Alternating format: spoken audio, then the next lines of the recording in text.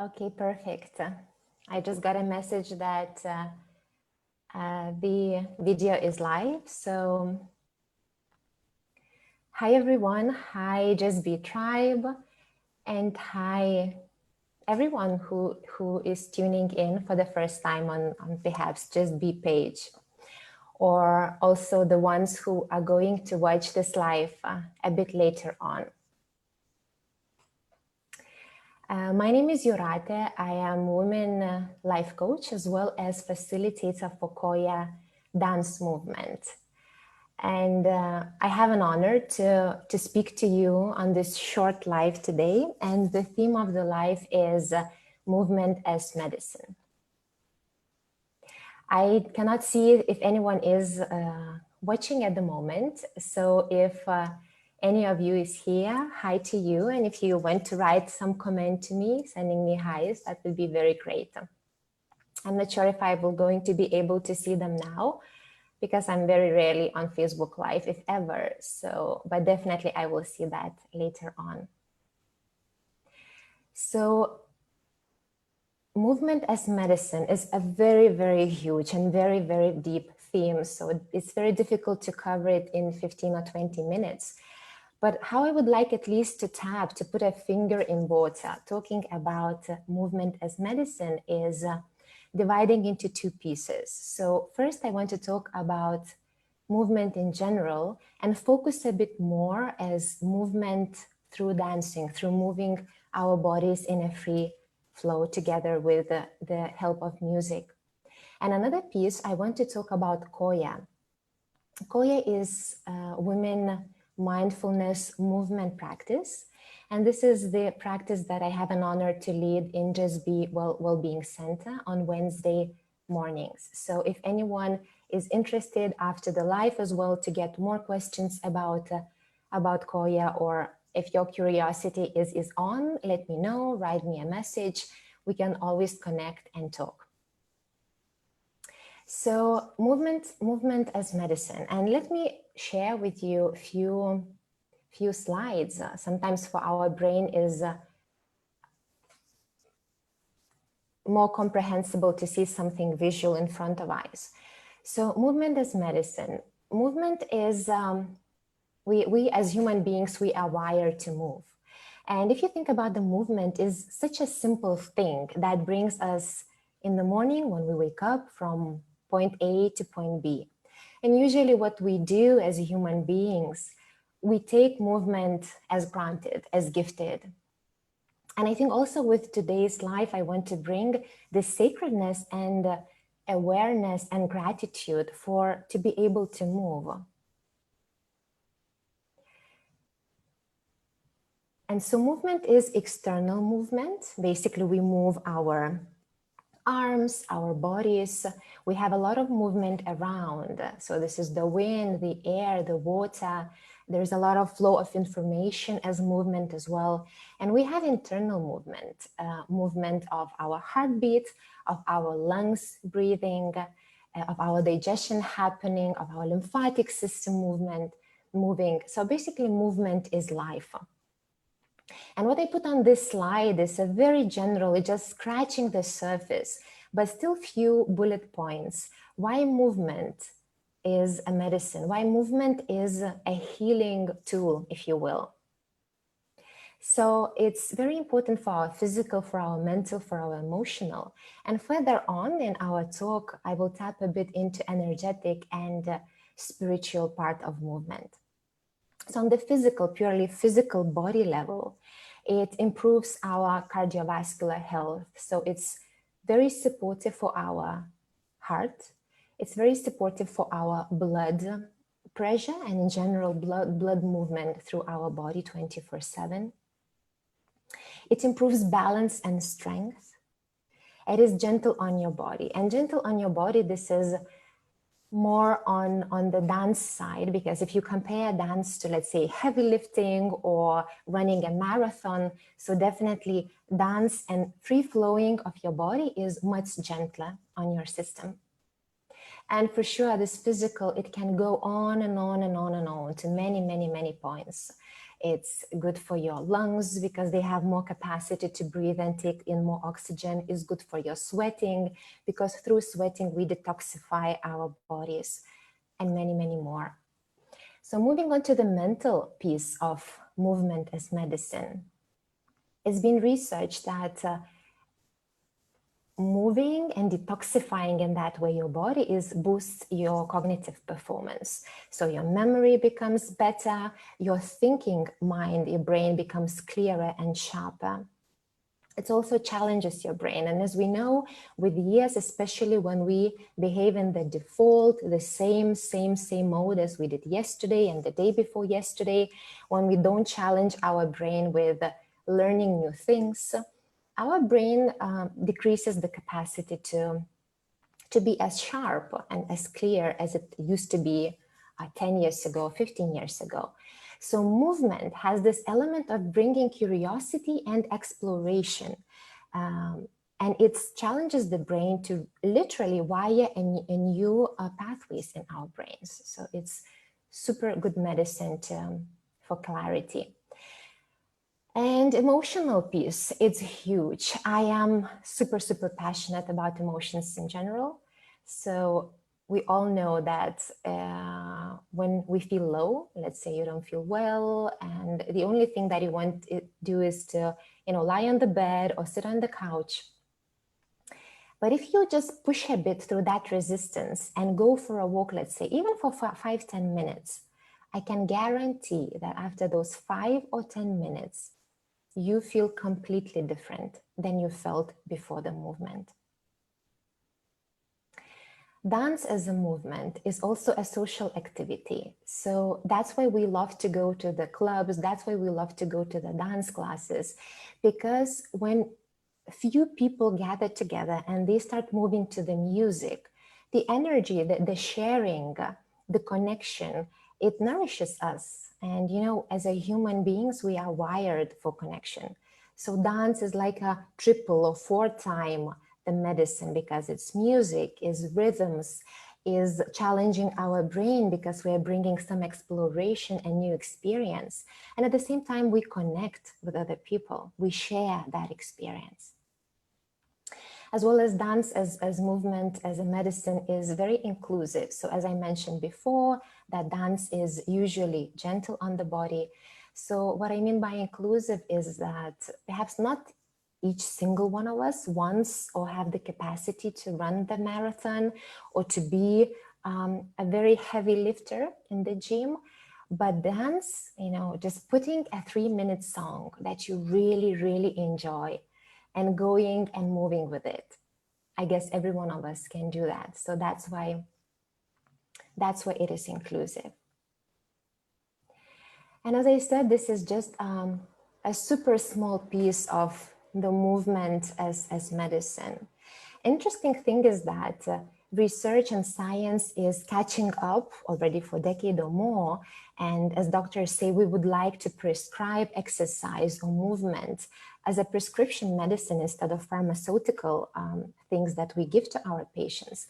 Because with this sedentary life that we are living, sitting in the car, sitting on the couch, sitting on the bed, in the chair, in front of our computers, all day long, and not mentioning now all those smartphones and all the digital devices that came in the last 5 or more years, 10 years in our lives, we become less and less in motion, right? And to take from here, what I meant that I said that it's fun thing that we, in this conventional thinking and conventional living, we always look at scientists and what scientists has research and what they are saying about movement. And we want to have this 10, 15 points that, movement does to you da, da, da, da, da, da, da, da. But if you look back, hundreds, thousands of years back, music, dance, singing, they were all the time a big part of human lives. They were a part of rituals, they were a part of different practices.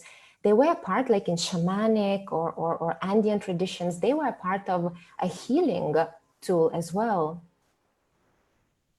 So it's with this being said, it is interesting how with the last decades, we start living in our heads, overthinking, overanalyzing, getting tired from this non-stop flow of thoughts.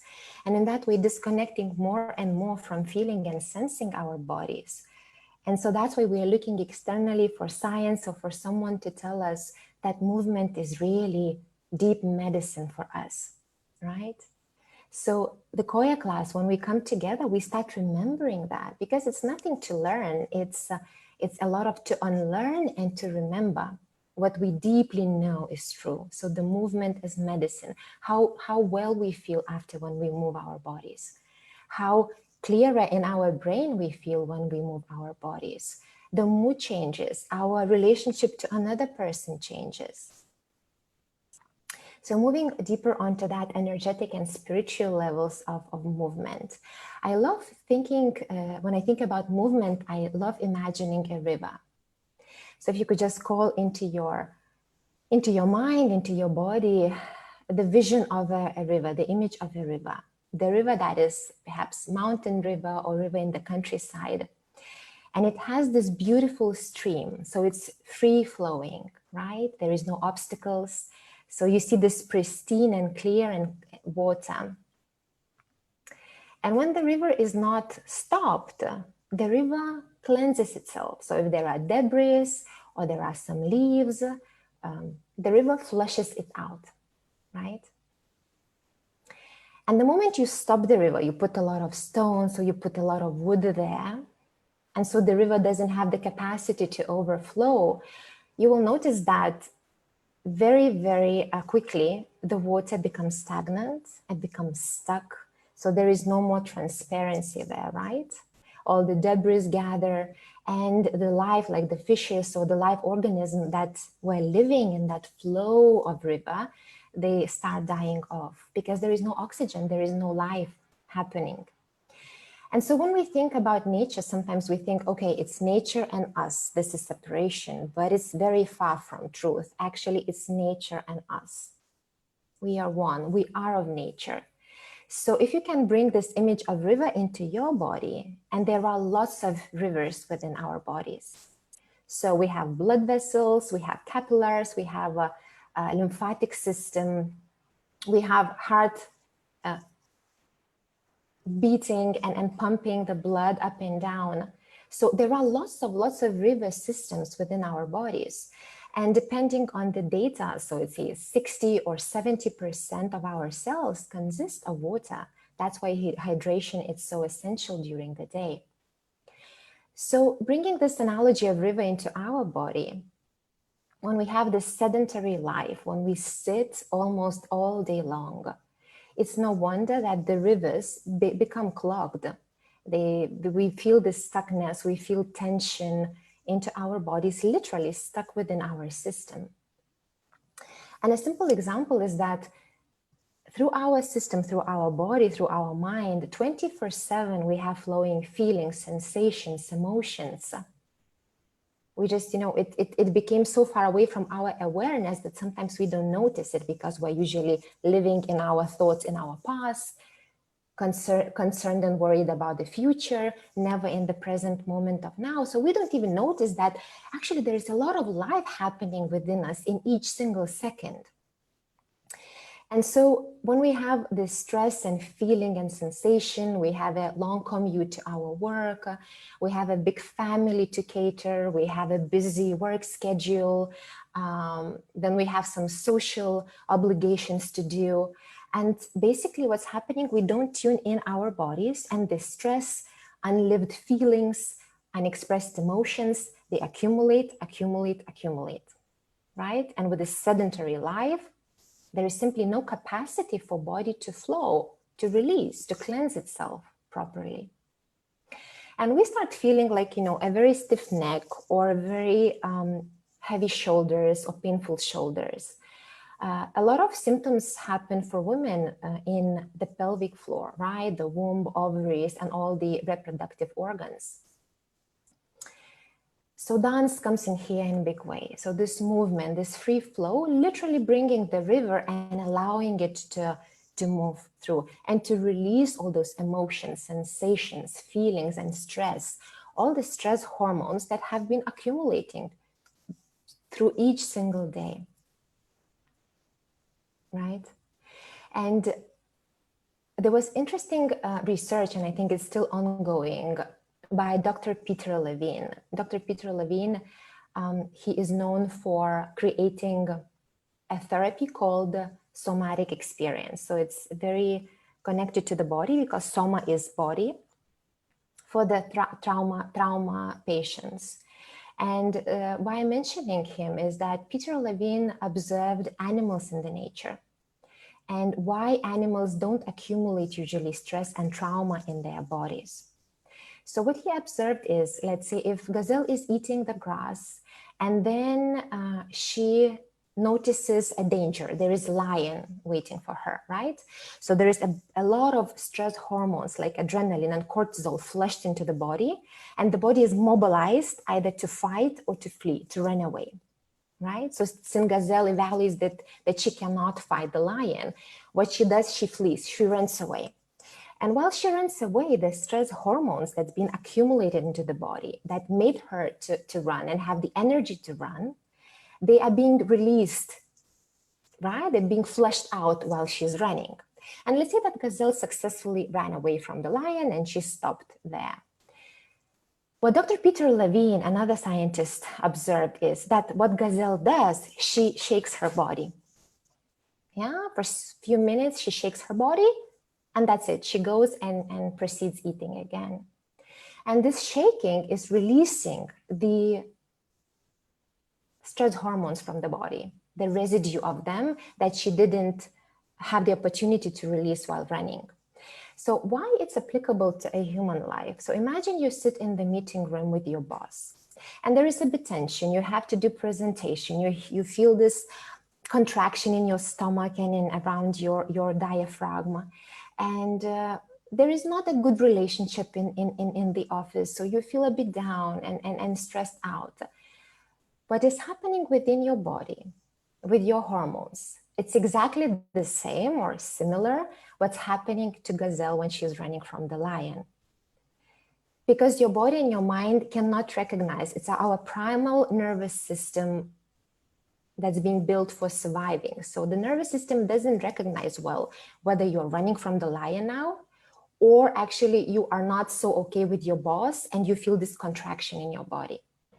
So all these stress hormones is being released in your body, but you don't have the chance to run away or to fight, right? It's not, you cannot function like that in society. Well, at least it's not optimum functioning.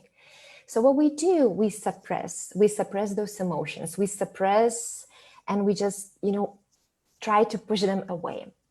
Then you go home, there is a big traffic and you get nervous about being stuck 1 hour in the traffic. Then someone cuts you off on the road.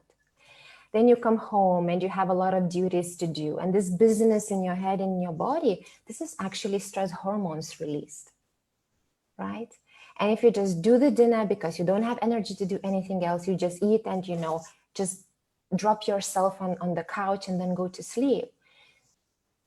This movement that was happening throughout the day, there is no outlet for it to go out. So there is no wonder then, it manifests in physical disease, in physical symptoms. We have headaches, we have locked backs, we have this feeling of unease that we don't have energy in the morning. We feel exhausted rather than feeling recovered.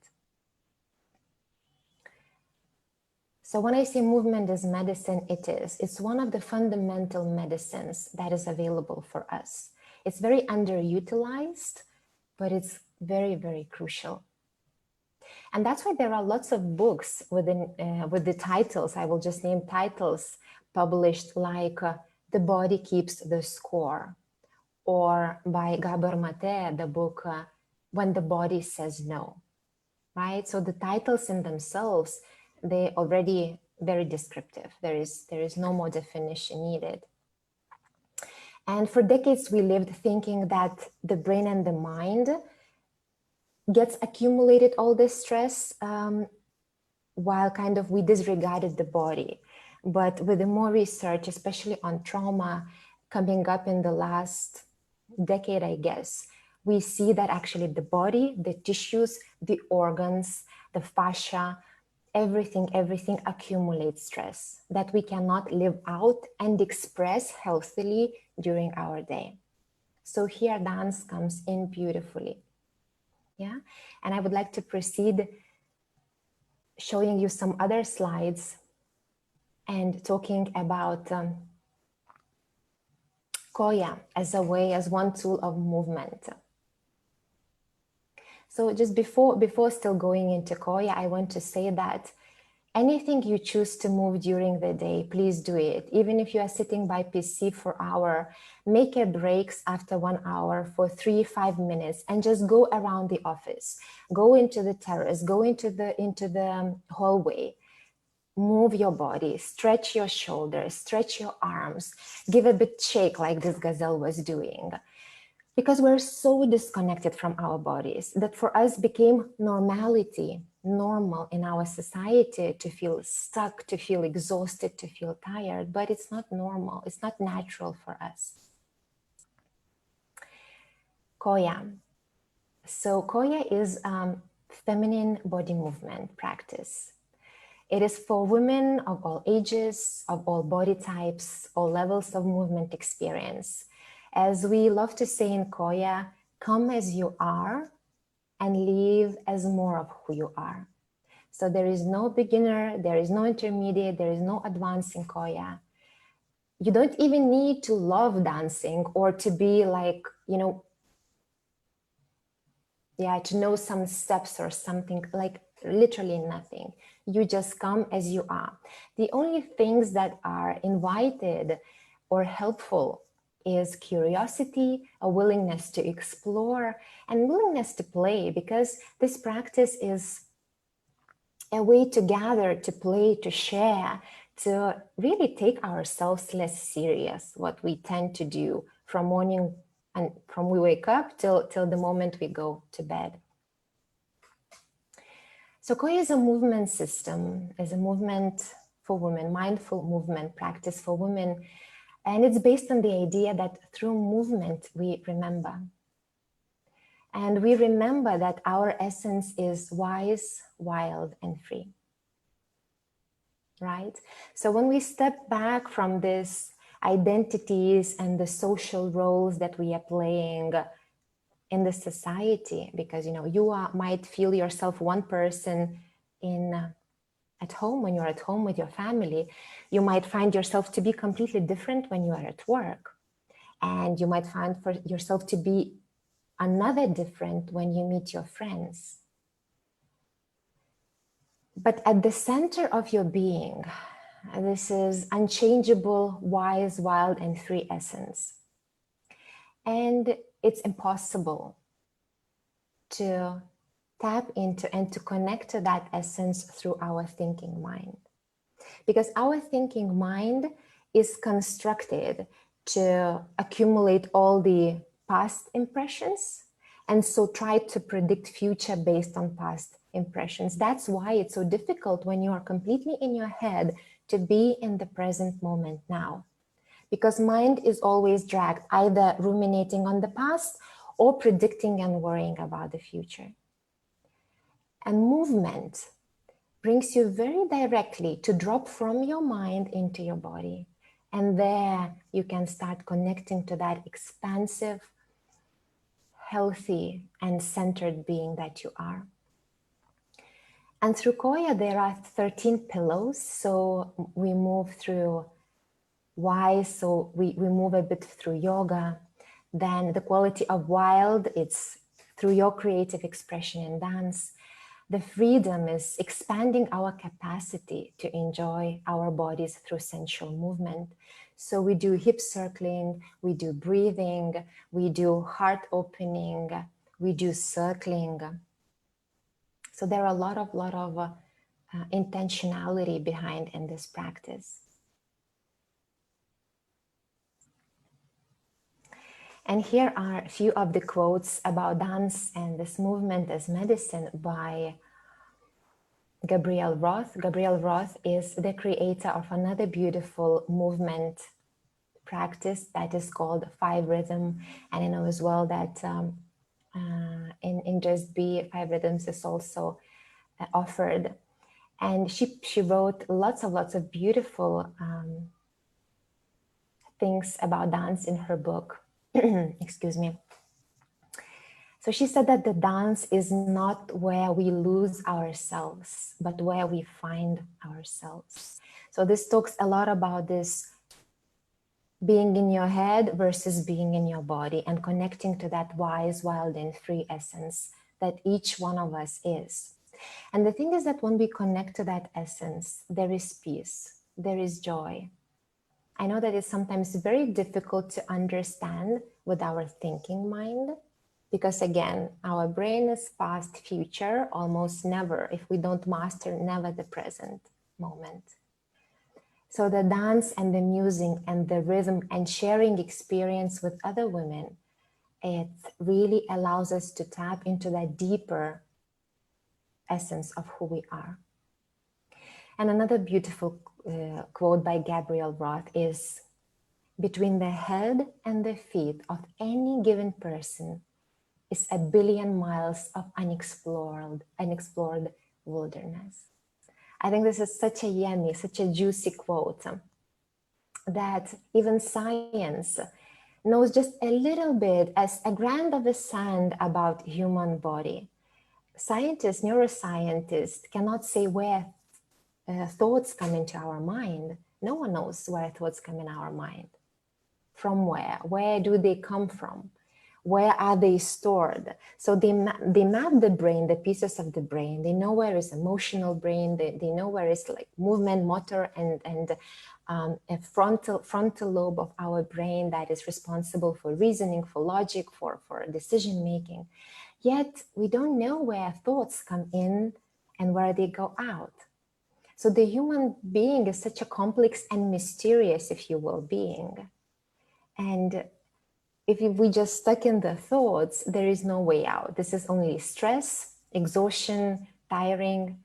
But when we're able to drop into the body and feel more and explore more and experience more through movement, we will see that actually brain, our mind becomes much more clearer. Decisions become easier. There is no confusion. It's as if, someone just took the curtains and opened more space in our head.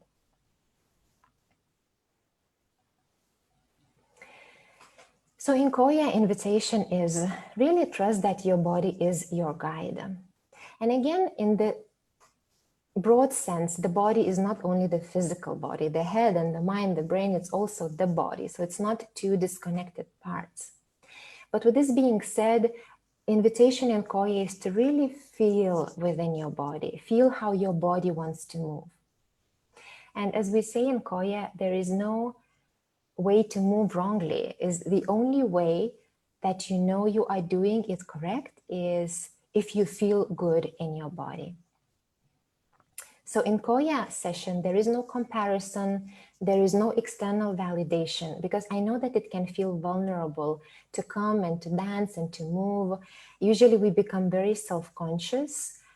By this, I mean we open our eyes and we look and we evaluate whether we are doing it right or wrong. Is she doing it better? We usually benchmarking and comparing ourselves. We are judging ourselves or another. If we don't like the music, we get lost again in our heads. So Koya is that space where we invite to drop everything. Judgment, expectations, evaluations. It's just you come, you, and you do you, basically.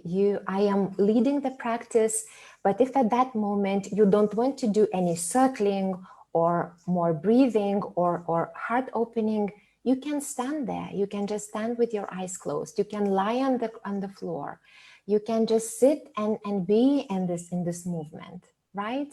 So there is not like a classical dance class where the teacher shows and you must follow or you are expected to follow. There's a complete freedom and this wilderness and exploration in Koya. So I guide, I show the movement, but you're always welcomed to first and utmost listen to yourself. And if you don't want to follow, you don't. So there is no taking anything personally or thinking that someone is doing something wrong. Nothing, none at all. And what usually women experience, it's like a breath of relief, like, wow, it's like a sigh in your body. Ooh, you know, if you would now take a deep breath into your belly and just open your mouth, relax your jaw and let it go. And through Koya, invitation is to trust yourself more. Especially if you are busy women with a full life, you know, family or alone. But, you know, we are so busy nowadays, literally so busy, every one of us. If you want to embody your feminine essence, more of this flow, this softening a bit on your edges and inviting more of exploration. And in general, you want to feel good in your body. You want to feel at home in your own skin. I'm super passionate about feeling good in your own skin. Because when you feel good in your own skin, you relate to the world, to your closest people, completely different than from this tensed, busy, exhausted, tired. And you know, even my shoulders are dropping down because the body wants to collapse, to round down. And rather, when you know yourself and you deepen in feeling good in your own skin, you become more open, more accepting of what's happening around you, and taking more of things as a gifts for you rather than an attacks to you. So you're not so defensive, so protective, so taking things personally. You become more like, oh, that's interesting. So if you want to explore more on Koya, you see at the down of the page, it says koya.love. This is official Koya site, and they have a lot of free videos as well if you want to practice. And below is my juratebendziute.com, my personal webpage, if you want to explore more about me, more about my coaching, and more about Koya. And the last thing what I want to say, it's better to experience it once than to talk and think about hundreds of times. And I know you know that for yourself. When you're like confused, yes, no, but I feel resistance, but I don't love dancing, but why should I move with other? But if I don't know how to dance, if I cannot feel the music or the rhythm, if I dance completely crazy and people will look at me and will think, oh my God, she is so mad.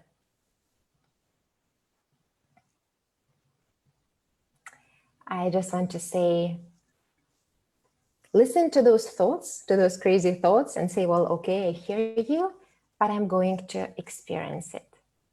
And then I will see. It's not guaranteed that I will love it. There are no expectations. Perhaps I will not like it at all. But how would I know if I won't give myself permission to try and experience it? Right?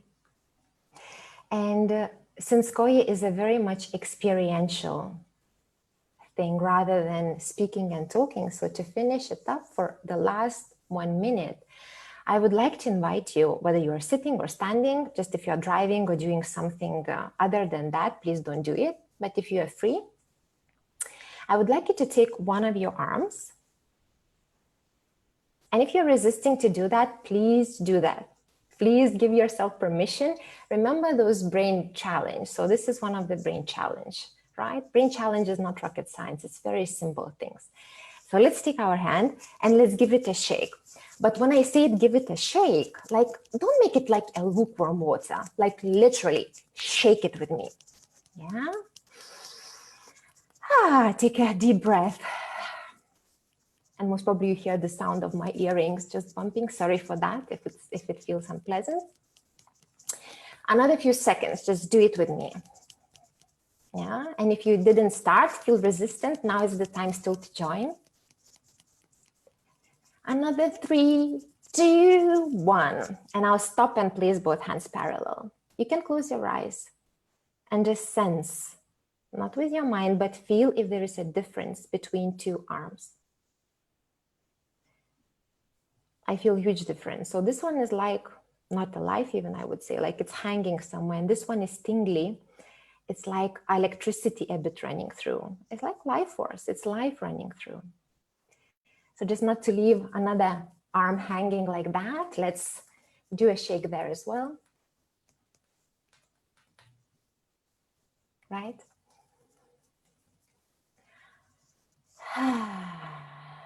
So this was what we do in Koya. We dance, we circle, we have a free dance, we have a shadow dance, we have a shaking. And you can imagine how nourishing and nurturing that feels after 1 hour and 30 minutes practice. So if you can give that to yourself in whatever form, you can go to another dance classes, and just, you know, Koya is the one that I really love and passionate about. But just choosing your medicine, your movement as medicine. Don't wait until doctors prescribe it. Just listen to your body, connect to your body and move. And if you feel called to, Koya, it's on Wednesdays in Just Be Center in the mornings. And yeah, come and explore. I would love, love, love to see you there and explore deeper how movement can serve as a medicine for you. I'm so happy for if anyone was live with me. It's very strange to speak to myself, but I hope some of you were. I just don't have the possibility to see it. And also I say hi, and I'm glad that you're listening to the ones who will see the replay or later on. And just let's move. Let's not keep this beautiful, complex being of ours stagnated like this stuck river. Remember when I talked when oxygen has difficulty to move through? Let's not do that to ourselves. Let's move, let's dance, let's get playful and crazy. Sending you much of love. Thanks once again, and see you at Just Be on Wednesday. Bye.